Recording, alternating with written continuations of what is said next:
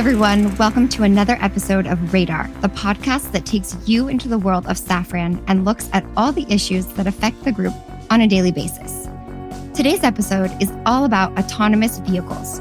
Why do it? Who is it for? And what opportunities do these new mobilities represent for Safran? And we have two guests here with us today to help us answer these and even more questions.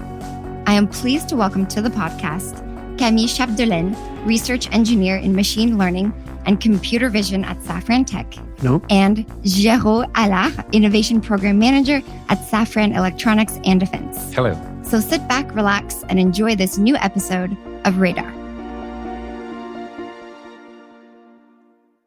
Hello, Camille. Hello, Géraud. Welcome to the podcast. Hi. Hello. So the automotive industry brought us the idea of increasingly autonomous vehicles with increasingly sophisticated driver assistance. Safran is interested and innovating in this field. Géraud, can you tell us why? What led Safran to get involved in this field? Well, it all started in 2013. We initiated discussions with the automotive supplier Valeo on the future of transportation industry and the new mobility solutions.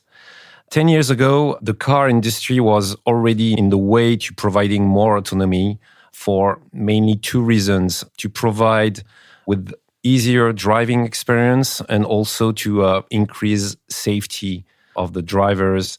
During this initial discussion, we identified that having more autonomous vehicles required development of functions dealing with perception first, navigation, data processing, and planning. These are the core of Safran Electronics and Defense, and more generally, Safran expertise and excellence.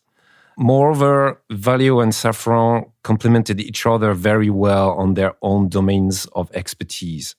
So Valeo and Safran decided to set up a partnership, first to join forces and also to study new mobility domain, first in the car industry for Valeo and for defense aspects and higher aeronautics domains for Safran. We actually built projects together, French projects as well as European projects, in order to fund this study. The main aim was to understand the needs and the challenges behind these new mobility solutions, to identify industrial and commercial positioning, but also to demonstrate the relevance of our expertise through large demonstrators developments. Great. So you talk about more autonomous mobility. What are the technical challenges for Safran and how exactly does it work? Well, we usually use this term of autonomous platform, and we have to define what's behind this term.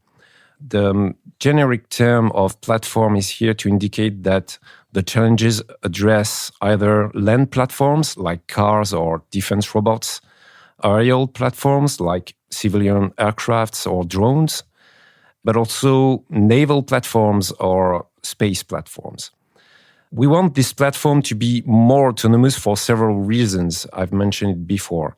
Easier driving operation, increased safety, and also, especially for airlines, lower operating costs. If we talk about defense now, the main challenge for defense is for the robot to conduct specific tasks while keeping the soldiers away from very critical or dangerous situations. Another challenge for defense application is to increase the capacity by deploying a large amount of land or aerial platforms. So now, if we come back to the platform definition and the technical challenges, in order to understand what are these technical challenges, let's make a quick analogy between platform and human being or human body. As a human platform, we have our body, our arms and legs and muscles allowing us to move. We have an heart, which is our engine. And in order to move in every situation, we need to analyze on our environment and understand it. To do so, we use our senses, for example, our eyes, but also our inner ear to locate and guide ourselves in space. We need to analyze all the data we have collected, which is performed by our brain. And basically, it's our own central computing unit, so that we can build an environment representation and compute a path to follow when we want to move. So going back to the robotic platforms or aerial platforms, what we need to provide this platform with is basically perception, localization, environment analysis, and path planning. So basically, we need to provide eyes for perception. We need to provide with inner ear for the platform being able to guide and locate itself. And we need to provide a brain to analyze and interpret data. So here you can recognize the main Safran electronics and defense and Safran domains of expertise and excellence. Optronics for perception, geolocalization and inertial navigation for guiding and localization, but also electronics and embedded softwares for all the central computing operations. We can see here how relevant it is for Safran to be involved in these new mobility topics. And then from this, the main objective is to find the best opportunities in either defense or aeronautical domain in order to build our own strategy and to develop our competitiveness. Thank you, Géraud. That's a great example and really paints a picture of how sophisticated it is and everything that goes into it. Camille, I'd like to turn to you now. Géraud mentioned that you started working with Valeo in 2013. Can you tell us about what has happened in the field of autonomous mobility in these last 10 years? Yes. As Géraud said, in 2013, Safran already had key skills in autonomy, skills in perception, navigation, and onboard the electronics. The idea was to keep being excellent in these fields. For this purpose, we have relied on two major tools for our collaboration with Valeo. First, an international chair held by Mines Paris Engineering School, and second, a chair laboratory located at Safran Corporate Research Center in Magny-les-Hameaux, which later opened to other partnerships and startups.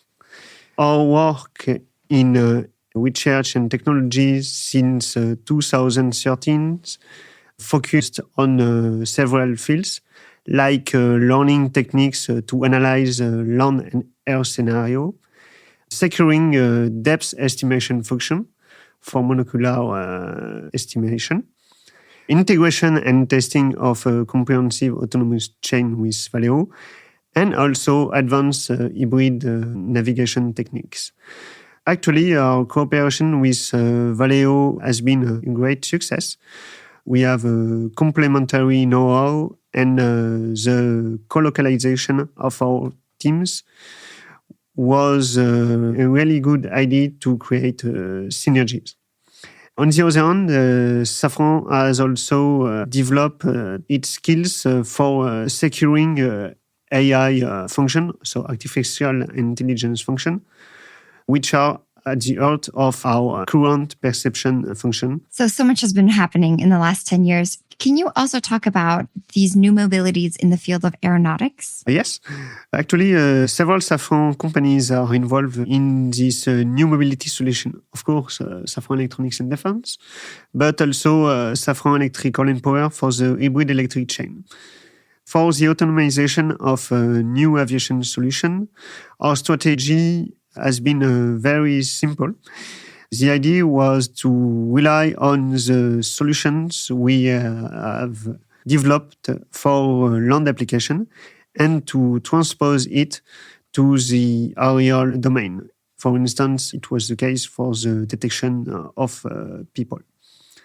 For aviation, the automation has several advantages for its three subsectors. For general aviation, it brings pilot assistance and simplified and more accessible control. For commercial aviation, we can have a smaller crew. And for drones, we can have fewer pilots. And for these pilots, reduced workload to perform their mission. For drones, we have implemented more advanced perception features, such as detect and avoid and sense and avoid functions. And we have also interest in swarm operation and also prospect for collaboration between air and land systems. So we have great perspectives for new mobility solution in aviation. And of course, all without compromising on safety. Right. Safety and efficiency sounds great. And just as a quick reminder for our listeners, we did publish an episode of Radar about some of these new mobilities in 2022. So if you're interested, you can check that out wherever you get your podcasts. Géraud, turning back to you now, do you think you could tell us about the concrete projects that Safran has been working on? What autonomous vehicles are on the road today, for example, either in your research centers or in the field? Yes, sure. First, as I mentioned earlier, at the very beginning, the aim was to work on very large demonstrators. The idea behind this was to integrate our autonomy solutions, what we called an autonomy kit, on a platform. And the aim was to understand what are the challenges behind this autonomy, but also to acquire the expertise, to acquire the feedback from the tests we would perform, and also acquire the credibility associated with this domain. Thanks to the partnership we had with Valeo, we initiated first projects in order to quickly develop our first autonomy functions and also integrate and test these functions on vehicles. In order to cover also the specific requirements from the defense domain, we also started the development of an off-road platform, an off-road demonstrator, which was defense-oriented, and we called this vehicle the e-rider vehicle. It was developed with a partner in France, a small company with expertise on development of such platform. This e-rider platform, which is a 1.2 tons platform, became our reference platform for all the defense development and all the integration we have performed. Then, in order to fund our ambition, we had to identify opportunities of funded projects and build the associated offers. The first target we had was the flagship project on land robotic in France, which was launched in 2017 by the French procurement agency, the DGA. This project is called Furious. And the ambition of the Furious project was to provide an infantry platoon with several robots with different sizes, different operational missions. And the goal was for the French army to evaluate the operational gain of such equipments.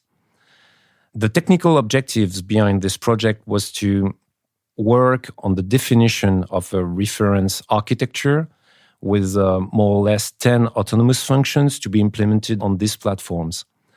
At the end of the day, the goal was to define and develop an autonomy kit, both hardware and software, which is modular and platform agnostic.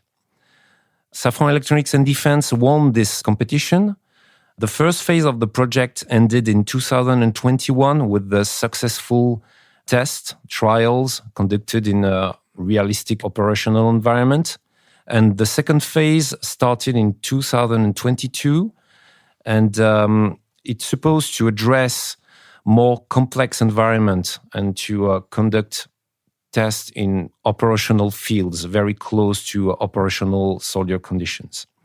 This first project allows Safran Electronics and Defense to develop our expertise on this domain, also to acquire the credibility with our customer, French DGA, also the army staff, but also with all the industrial and academic ecosystem. What we also achieved with this project is to formalize our ambition and be able to be recognized as the main actor in France on the robotics for defense. There was a very good visibility with this project, and this led us to win a second project, major project. This project was a European project funded by the European Program for Defense, and this project is called IMUX.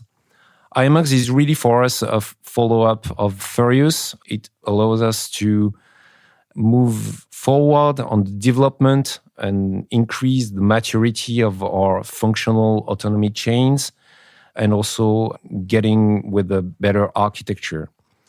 We also integrated this solution on a new vehicle, which is a tracked robot, 1.5-ton tracked robot, developed by Milrom Robotics, which is an Estonian company. So it allows us to have this visibility not only in France, but also in Europe, and being a real key player on the robotics for defense. Definitely. And congratulations on winning both of those projects and for all your progress. I have one last question for you before we wrap up. Let's turn towards the future. What is on Safran's roadmap in terms of autonomous mobility over the next few years? Well, I mentioned these two projects, Furious and IMUX, and there will be definitely follow-up to this project. The French DGA and the Army staff decided to move forward by coupling research and technology studies with the acquisition program by 2030. This program aims at increase the maturity of the solutions I've talked about before, but also to formalize the need and the military doctrine on how to use these robots within infantry platoon, for example.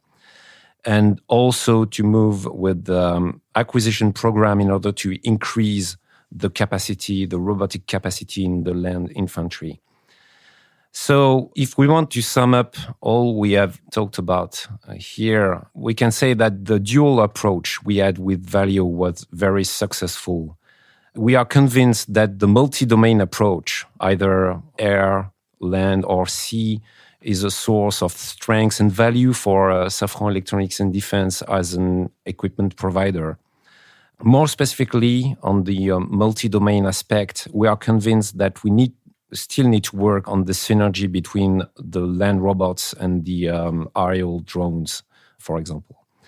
So we are convinced also that the early work we have conducted allowed us to have a very good recognition in France and Europe, and that now with this position, Safran Electronics and Defense is really a key player in the field of robotics for defense. Now it's up to us to catch the next opportunities and to move forward with these strong assets. Yeah, sounds like you have your work cut out for you. Well, thank you so much, Géraud and Camille, for sharing your insights and being our Raters of the Day. It was a pleasure having you on the podcast. Thank you. Thank you. We'll see you soon for a new episode of Radar.